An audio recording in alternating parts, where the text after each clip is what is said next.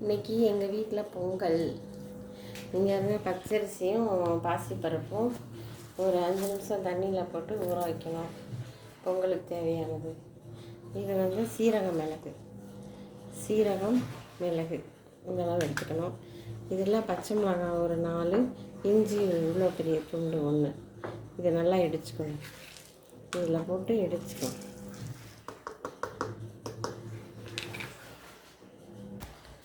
சீரகம் மிளகு போட்டாச்சு. ஒரே ஒரு வரமாக இதில் போட்டு நல்லா அப்படி தட்டிக்கணும்.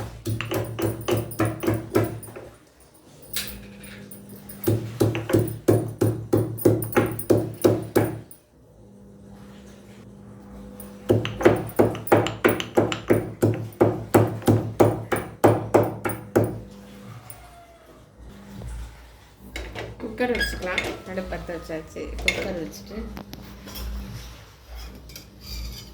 ஆயில், ரீஃபண்ட் ஆயில் தேவையான அளவு ஊற்றிக்கலாம்.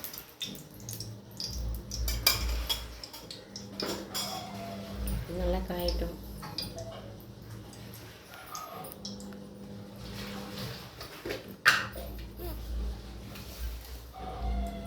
கடுகு போட்டுக்கலாம்.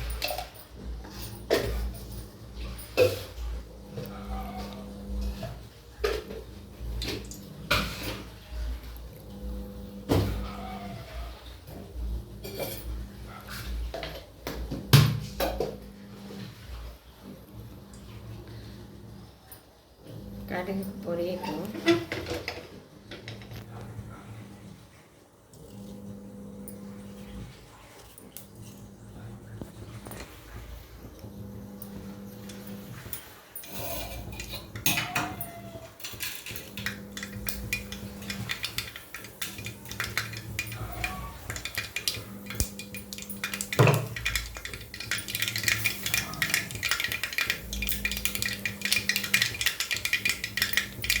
கடுகு பொரியல் இருப்பார். நம்ம இடித்து வச்ச சீரகம் மிளகு பச்சை மிளகாய் இஞ்சி கருவேப்பிலை இதெல்லாம் இதில் போட்டுருவோம்.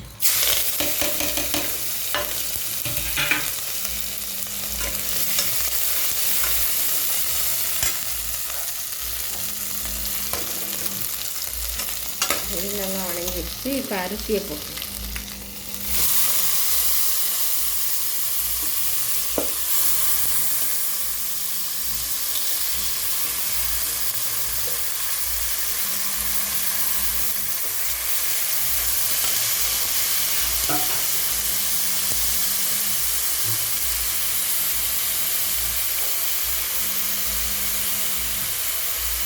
அரிசி போட்டு தேவையான அளவு தண்ணி ஊற்றிப்போம்.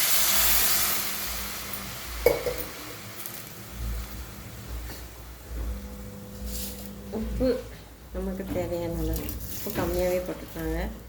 நிறையா போட்டால் சாப்பிட முடியாது. கம்மியாக போட்டால் கூட சாப்பிட்டுப்பேன்.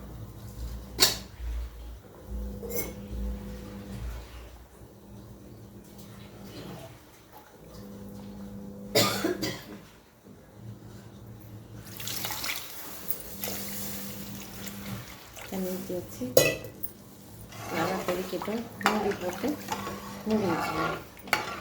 இந்த பக்கம் சாம்பார் கொதிச்சிட்ருக்கு. பொங்கலுக்கு முருங்கைக்காய் பல்லாரி தக்காளி போட்டு பருப்பு போட்ட ஒரு சாம்பார் ரெடி ஆயிடுச்சு. இது ஒரு மூடி போட்டு மூடி வச்சுக்கணும். விசில் போட்டோம். 2 விசில் வரட்டும், பார்க்கலாம்.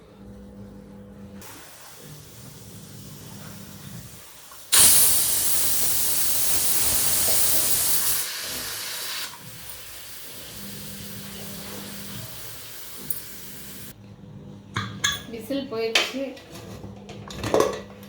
பொங்கல் ரெடி ஆயிடுச்சு.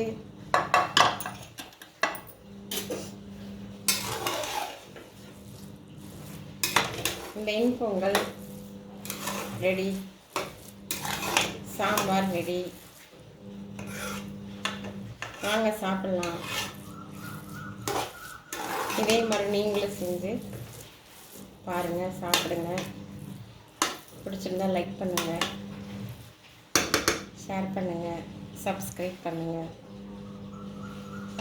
நன்றி, வணக்கம்.